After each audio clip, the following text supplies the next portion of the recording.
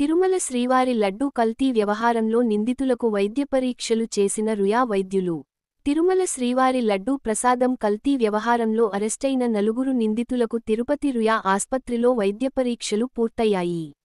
నిందితులు AR dairy MD Rajasekharan, Bhole Baba dairy మాజీ డైరెక్టర్లు విపిన్ జైన్, పోమిల్ జైన్, శ్రీవైష్ణవి డెయిరీ సీఈఓ అపూర్వ వినయాకాంత్ చావ్లాను తిరుపతిలోని సిట్ కార్యాలయానికి తరలించారు.